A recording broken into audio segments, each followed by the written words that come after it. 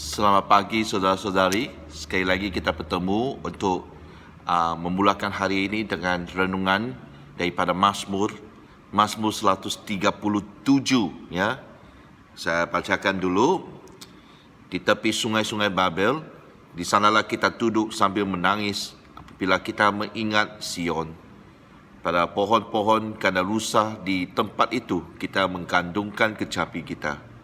Sebab di sanalah orang-orang yang melawan kita meminta kepada kita mendengarkan nyanyian, dan orang-orang yang menyiksa kita meminta nyanyian sukacita.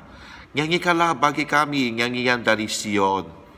Bagaimanakah kita mau menyanyikan nyanyian Tuhan di negeri asing?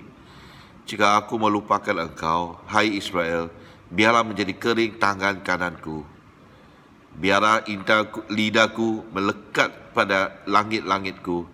Jika aku tidak mengingat engkau, jika aku tidak menjadikan Jerusalem puncak sukacitaku, ingatlah ya Tuhan kepada Bani Edom yang pada hari kepemusnahan Yerusalem mengatakan, runtuhkan sampai ke dasarnya.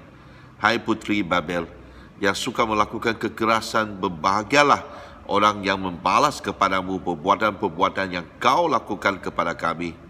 Berbahagialah orang yang menangkap dan memecahkan anak-anakmu pada bukit batu. Ini satu Mazmur yang bertajukan di tepi sungai-sungai Babel. Ini adalah satu waktunya pembuangan negeri yang di mana dalam hukuman itu, di mana Tuhan telah membiarkan negara asing, orang asing ini, orang Babel, yang melakukan pemusnahan dan juga penangkapan ke atas Yerusalem dan orang-orang Israel. Waktu mereka ditangkap menjadi orang yang disiksa, ditawan di negeri Babel, mereka telah disindir, ya, di mana orang itu menyindir mereka, nyanyikan lagu-lagu ataupun nyanyian dari Sion. Waktu mereka duduk di tepi sungai Babylon, inilah keadaannya. Mereka melihat gambar ataupun arahnya ke Yerusalem yang telah musnah. Mereka rasa sedih, macam mana ada sukacitanya. Mereka mau menyanyikan nyanyian khususnya yang disindir, di mana mereka mau berikan nyanyian sukacita. Jadi dalam hati yang begitu, mereka telah seolah-olah melihat bahawa sukacita itu telah hilang, sebab mereka telah hilang secara fizikal tempat itu. Apalagi mereka ini dibawa tawanan, disindir, dan di mana mereka telah mengalami penyiksaan dan juga penindasan, penganiayaan yang sangat kejam daripada orang Babel. Sebab ada di mana dalam tulisan dalam Alkitab, di mana mereka ini mereka memang dipakai oleh Tuhan untuk mengajar anak-anaknya orang Israel, bangsa pilihannya, untuk mengajar. Tapi mereka ini telah melakukan sesuatu yang lebih daripada apa yang Tuhan mau. Mungkin Tuhan hanya setakat untuk mengajar, tapi orang Babel ini melakukan kekerasan, seperti mereka di mana telah menindas dan membunuh biar perempuan yang sedang mengandung telah dibunuh, anak-anak juga dibunuh, semua ini. Itulah sebab akhirnya dalam Mazmur ini kita boleh melihat orang-orang Israel tawanan ini telah melakukan mungkin seruan ataupun satu keinginan, mau melihat di mana orang Babel ini akan dibalas dendam di atas apa yang mereka telah melakukan, kekerasan kah, apakah kekejaman kah, pemusnahan kah. Mereka ini hanya berharapkan bahawa ini harinya akan terjadi kepada mereka ini, di mana kejahatan mereka ini akan dibalas.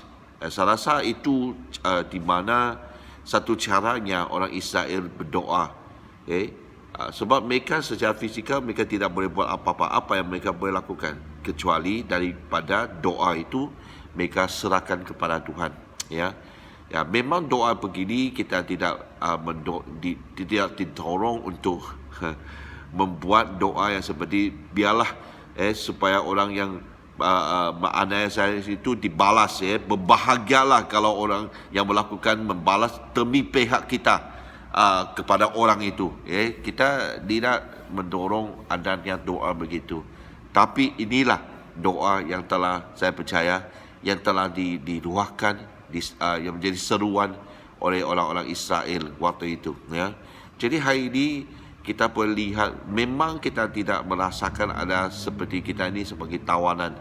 Tapi waktunya di mana kita boleh melihat bahawa seolah-olah kita melihat gereja, tapi kita tidak dapat ke gereja.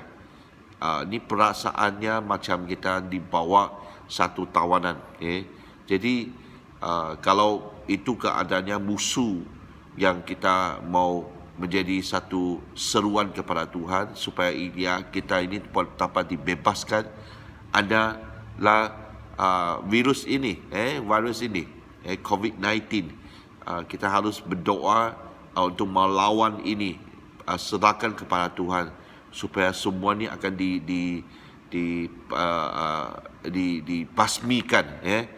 Kita ini akan bebas daripada tawanan ini. Kita tidak lagi menjadi satu siksaan di bawah ini. Kita dapat kembali ke gereja untuk melakukan ibadah dan kebaktian kepada Tuhan. Amin. Ya.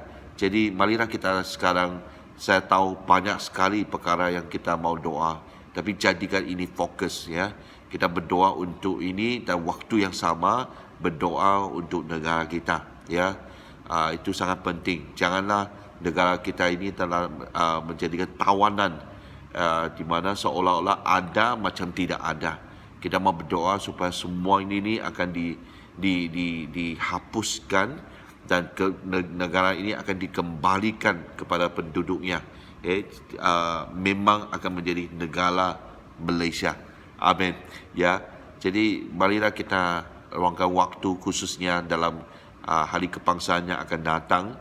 Kita harus berdoa dan menjadikan seruan kepada Tuhan supaya Tuhan akan adanya satu kestabilan, ya, dan juga kemakmuran di mana semua ini akan dikembalikan kepada Malaysia.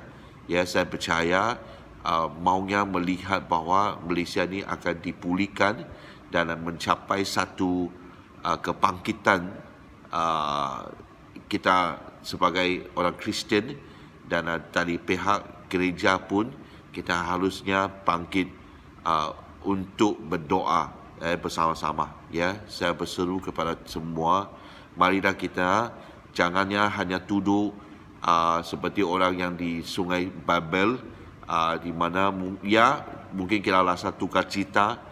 Kenapa ini terjadi, kenapa ini terjadi, kita tidak ada, kita sudah hilang sukacita itu. Tapi kita boleh putahkan semua itu, jadikan itu satu semangat ataupun satu fokus kepada kita pagi berdoa kepada Tuhan. Ya, kami harus percaya, kita harus percaya bahawa di dalam Tuhan semuanya adalah mustahil. Tak ada yang mustahil. Dalam Tuhan tak ada yang mustahil. Amin. Walaupun kita lihat ini mungkin satu cabaran yang ketat di hadapan kita, tapi di dalam Tuhan tak ada yang mustahil. Amin. Kita harus percaya kepada Tuhan dan berseru kepada Tuhan. Jadikan ini di mana satu hari kita akan kembalikan nyanyian sukacita itu kepada Tuhan.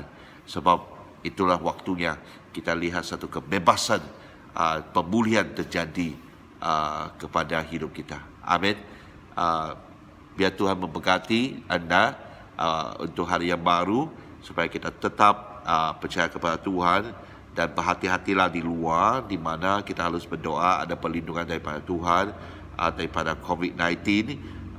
Bagi anda yang bekerja ataupun ada di luar, sebab apa alasan pun, harusnya anda berhati-hati, berjaga-jaga sentiasa, dan mematuhilah segala SOP yang ada supaya kita sama-sama dapat melawan pandemik ini. Tuhan memberkati adanya hari yang baru. Berkat Tuhan sentiasa mengikuti anda. Amin.